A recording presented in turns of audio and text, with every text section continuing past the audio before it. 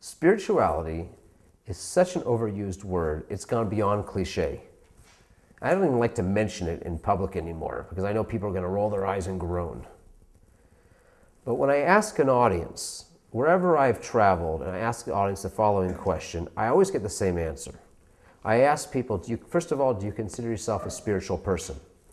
And almost everybody raised their hand. They agree they do. And I ask them, raise your hand if you would like to become more spiritual. Everybody raises their hand. The third question, though, no one raises their hand. I say, can anybody define what that means? It's a word that nobody has a great definition for, but everybody knows, I sure would like to have more of that, whatever it is.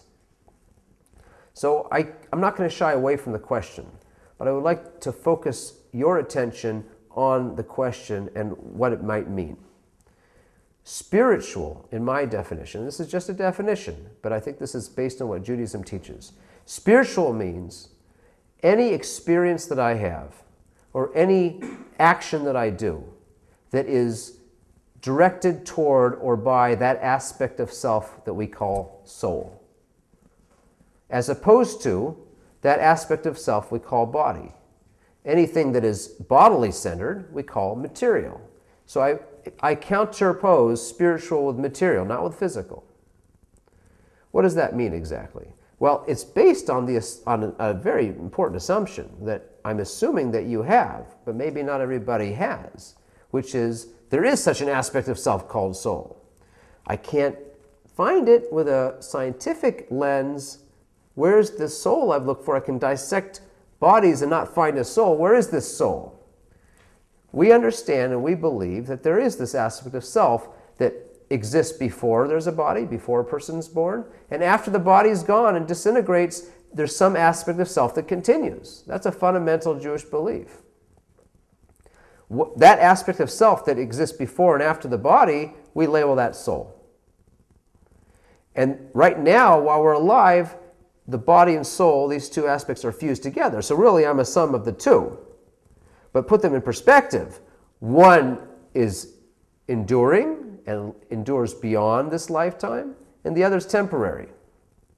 Therefore, by definition, any soul-directed experience that we're labeling spiritual, that by definition is a more permanent, lasting experience, as opposed to a bodily experience, which we're labeling material, which by definition is limited. It's finite. It's going to disappear.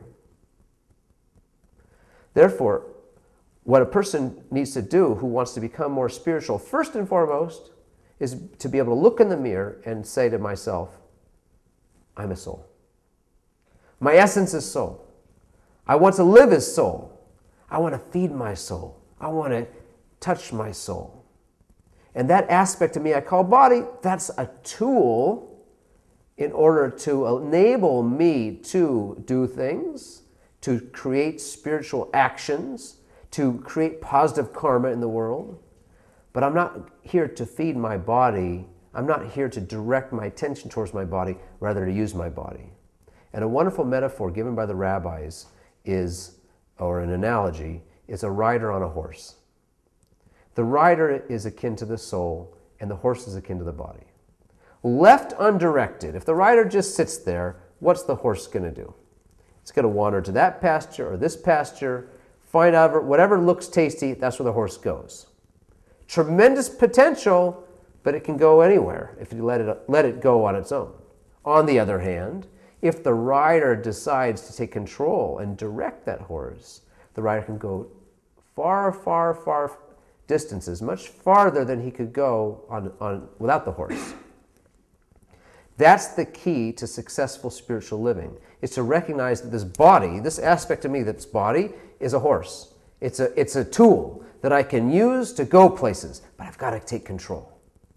And the neat thing about it is it's totally trainable. I'll give you an example. Has this ever happened to you? You were sitting on the couch and thinking, I really should get some exercise, but I just don't feel like it. It happens to me all the time. I know I should be getting a better exercise, get out, take a walk. I just feel like sitting here, though. What part of me is talking when I'm saying those things? When I say I know I should get some exercise, that's the part of me we're calling soul. When I say I don't feel like it, that's part of me called body. So what happens is I push myself, okay, the doctor says I got to get exercise, I'm going to go out and do it. It's excruciating. It's so hard to do. But I do it. Second day, same thing happens. Excruciating. You know, if I do that every day for about a week or two, all of a sudden my body gets in line. And then if I miss a day of exercise, you know what happens? My body says, hey, where's my exercise? The body's totally trainable. It's effort to do it. And that's what we're here for. That's exactly our purpose. Our purpose in this world is to be given that tension and make what we label as the right choice. Choosing and making right choices and recognizing my poor choice in the past so that I can make better choices in the future, that's what we're here for. So it's not a religion where we want to deny the body and to become spiritual. You go to a mountaintop and fast and starve yourself. Although we do that sometimes in Jewish practice, fast occasionally, but that's not the essence. The essence of Judaism is to be able to seek and pursue and find holiness with my body. And that's why I'll give you an example right from the heart of Judaism.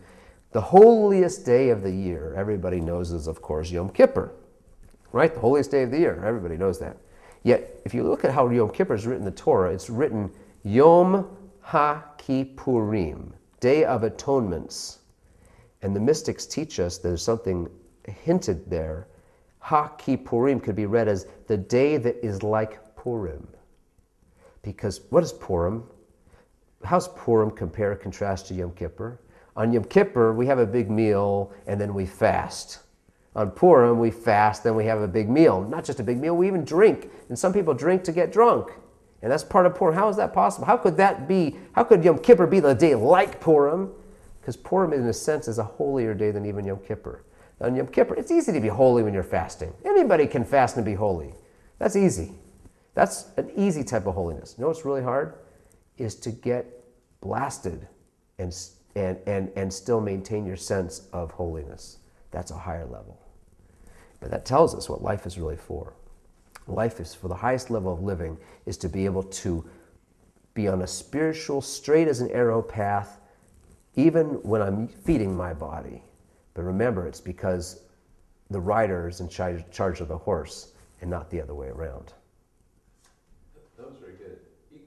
That was like 5 or 6. That was a little bit longer, although I have a point I think I'm going to cut into it. It's like 6. It's good. I figured it's going to be 5-6 minutes. I figure you might edit some out. Yeah, but it's good. But it's great. So that's 17. It's kind of related, but like this whole idea of transcendence. Like, can you speak to that? There's a difference between spirituality and transcendence in my lexicon.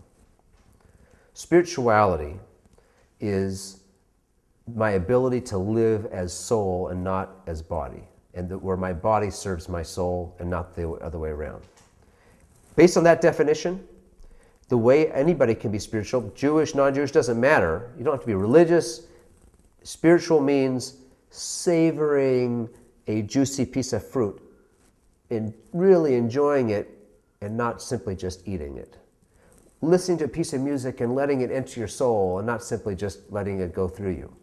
Anytime you savor an experience of life, nurture and cherish a relationship with another human being, love that person and feel their love, that's being spiritual.